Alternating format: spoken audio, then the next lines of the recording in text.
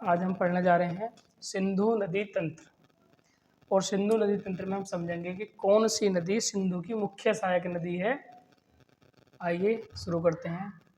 देखिए ये जगह है तिब्बत में, चीन के पास, मानसरोवर। कौन सी जगह है ये? मानसरोवर। ये एक झील है। इसके पास से यहाँ से एक ग्लेशियर है, चेमा युंग डुंग। इस ग्लेशियर से मुख्य रूप से सिंधु नदी का उद्गम होता है और ये भारत में प्रवेश करती है और भारत से निकल करके सीधे पाकिस्तान होते हुए अरब सागर में पहुंच जाती है। इसकी लंबाई 2880 मीटर है, 80 किलोमीटर है। भारत के जिस स्थान से यह प्रवेश करती है उस जगह का नाम है दमन चौक, और जिस स्थान से ये बाहर निकलती है उस जगह का नाम है चिल्लास। चिल्लास। इसी बीच अनेक नदियां सिंधु नदी में आकर के मिलती हैं। सबसे पहले हम समझेंगे सिंधु में आने वाली दाएं तरफ की सहयोगी नदियां। सिंधु नदी में दाएं तरफ से आने वाली एक प्रमुख नदी है श्योक। इस नदी का क्या नाम है? श्योक।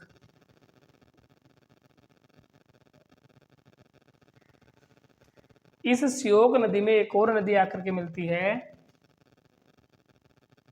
ये वाली, और इस नदी का उद्गम होता है सियाचिन ग्लेशियर से। और वो नदी कौन सी है? नुब्रा। तो सियाचिन ग्लेशियर से किस नदी का उद्गम होता है? नुब्रा। और श्योक नदी का उद्गम होता है रियो हिमानी। रियो हिमानी। सिंधु नदी सबसे बड़े गार्ज का निर्माण करती है जो आई आकार की घाटी होती हैं। क्या होती हैं? आई आकार की घाटी, जिसे क्या कहते हैं? गार्ज। तो सिंधु नदी का एक प्रमुख गार्ज है जम्मू कश्मीर में। सिंधु में पाकिस्तान से आकर के मिलने वाली प्रमुख नदियां हैं काबुल, कुर्रम, और एक नदी गोमल। एक नदी यहाँ से आती है गिलगिट। इसके बाद जम्मू कश्मीर में बैरीनाग के पास से यहाँ पर स्थित एक जगह है शेषनाग झील, और इस शेषनाग झील से एक प्रमुख नदी का उद्गम होता है जिसका नाम है झेलम। इस नदी का क्या नाम है? झेलम। झेलम नदी निकली। इस पे हम नंबर डाल लेते हैं, जगह कम है थोड़ी सी। Number 1, number 2। तो आइए देखते हैं।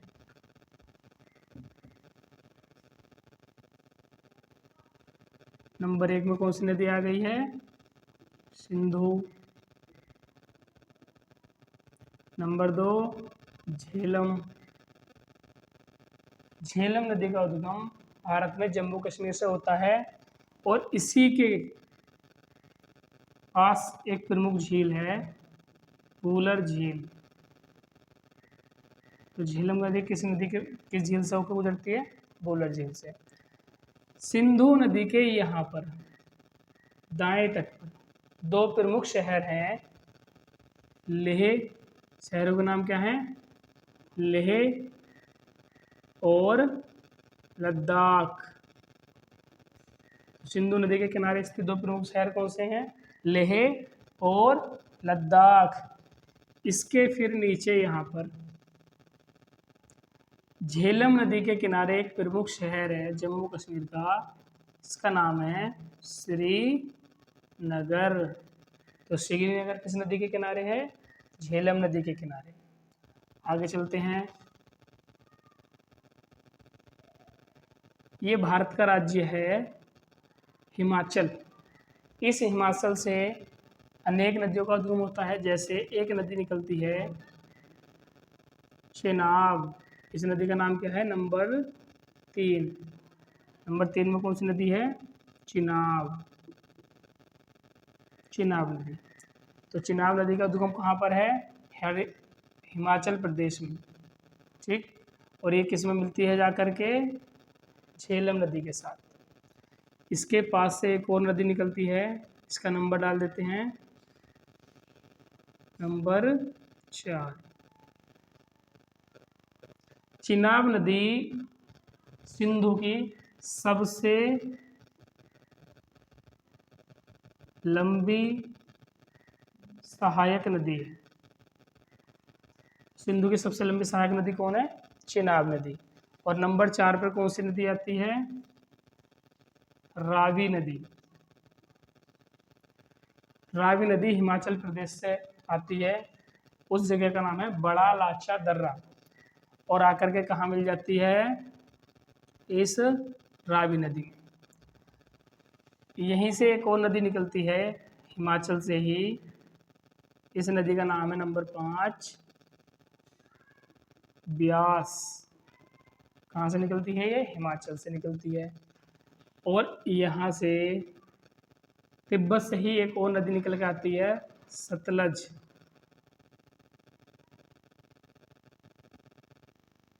कौन सी नदी आती है निकल के? सतलज। नंबर 6। नंबर 6 का नाम किसका है? सतलज।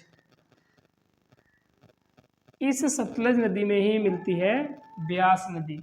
और जिस स्थान पर ये मिलती हैं, इस स्थान का नाम है हरी के बैराज, जहाँ से भारत की सबसे लंबी नहर इंदिरा गांधी नहर निकलती है। इंदिरा गांधी।